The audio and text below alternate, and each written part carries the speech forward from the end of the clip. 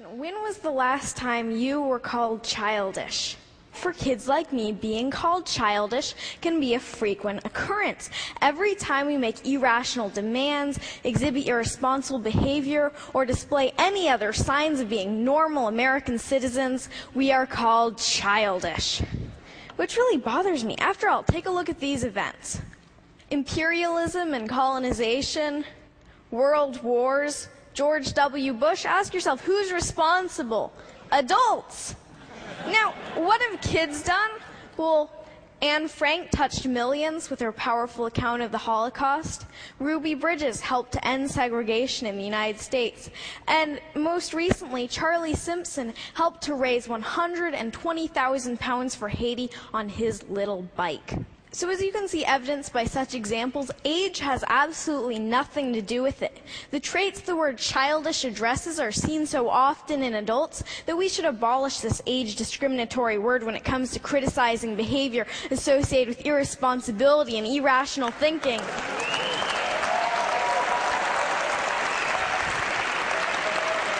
Thank you. Then again, who's to say that certain types of irrational thinking aren't exactly what the world needs? Maybe you've had grand plans before, but stopped yourself thinking, that's impossible, or that costs too much, or that won't benefit me. For better or worse, we kids aren't hampered as much when it comes to thinking about reasons why not to do things. Kids can be full of inspiring aspirations and hopeful thinking, like my wish that no one went hungry or that everything were free, kind of utopia. How many of you still dream like that and believe in the possibilities? Sometimes a knowledge of history and the past failures of utopian ideals can be a burden, because you know that if everything were free, then the food stocks would become depleted and scarce and lead to chaos. On the other hand, we kids still dream about perfection. And that's a good thing, because in order to make anything a reality, you have to dream about it first.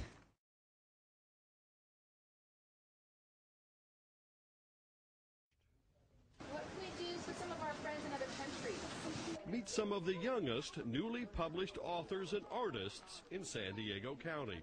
They're looking at their new book, Peace Through Our Eyes. It makes me feel happy because I've never been in a book before. I really like being in this book because it's about peace. Recently in Encinitas, there was an unveiling party for the new book. The young authors signed their creation. The Kids for Peace take on goodwill community projects around the world. Our message is that kids can make a true difference, that kids are our leaders, kids have that wisdom within, and that love and action really will change and does change our world.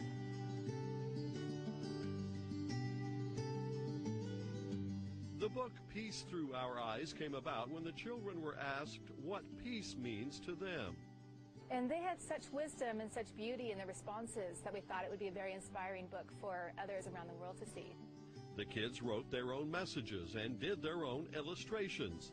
The book contains entries from Kids for Peace in Africa, New York, Ohio, and many from San Diego. 5-year-old Ethan Hardy from Carlsbad illustrated this page with his message. Peace is goodness. Shivani Parmar, age 8, from Encinitas, created this page. It says, peace is to be loving, calm, and happy inside our mind and heart. 6-year-old Lene Hazard Marcel from Oceanside has a message with only 3 words. Peace is love. And the cover of the book was the inspiration of 7-year-old Bodie Kraft of Carlsbad. He created Peace Man to help the world. Because a lot of people are getting hurt and I don't want them to get hurt. The messages are so simple and pure, yet elegant and astute, like Blue Jenko's page. Peace is the wind blowing on Christmas Eve, and I want the president to see it so we can let the whole world be peaceful. The book sells for $19.95 and is available in bookstores and online. Eva Baez-Brook, age 8, from Florida, reminds us, peace is happy smiles. Group hopes to make this book an annual project, and proceeds from the book will help fund ongoing programs of Kids for Peace around the world. I think there's so much wisdom in our children, and we just give them a place to share that wisdom with the rest of the world and really let them guide the way for all of us. Let there be peace! Yeah! Peace Through Our Eyes is a book about hope and inspiration. And here's the organization's website, kidsforpeaceusa.org.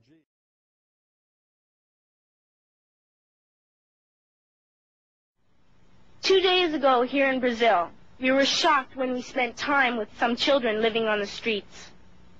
This is what one child told us. I wish I was rich. And if I were, I would give all the street children food, clothes, medicines, shelter, and love and affection. If a child on the streets who has nothing is willing to share, why are we who have everything still so greedy? I can't stop thinking that these are children my own age, that it makes a tremendous difference where you are born. That I could be one of those children living in the favelas of Rio. I could be a child starving in Somalia, or a victim of war in the Middle East, or a beggar in India. I am only a child, yet I know if all the money spent on war was spent on finding environmental answers, ending poverty, and finding treaties, what a wonderful place this earth would be. At school, even in kindergarten, you teach us how to behave in the world. You teach us not to fight with others, to work things out, to respect others, to clean up our mess, not to hurt other creatures, to share, not be greedy. Then why do you go out and do the things you tell us not to do? Do not forget why you are attending these conferences, who you're doing this for. We are your own children. You are deciding what kind of a world we are growing up in. Parents should be able to comfort their children by saying, everything's going to be all right. It's not the end of the world, and we're doing the best we can. But I don't think you can say that to us anymore. Are we even on your list of priorities? My dad always says, you are what you do, not what you say. Well, what you do makes me cry at night.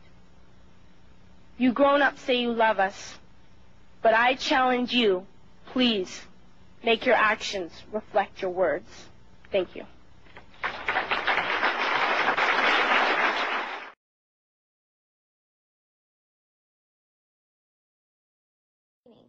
So when I started getting a little older, I started knowing that this is God. This is totally God. He's helping me with my art. He's helping me with my poetry, my life to live, other people's life. He's taking care of me like I was a little butterfly, and he's just a little human, just covering it, just making it safe. I like him. He's everything that I have, and when I think of that, I feel like a really good feeling that he's in every poem that I write, in every painting that I paint.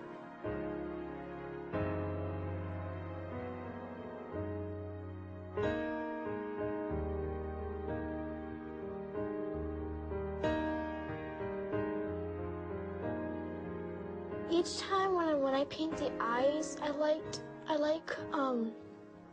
the eyes because I like to paint their whole life in their eyes.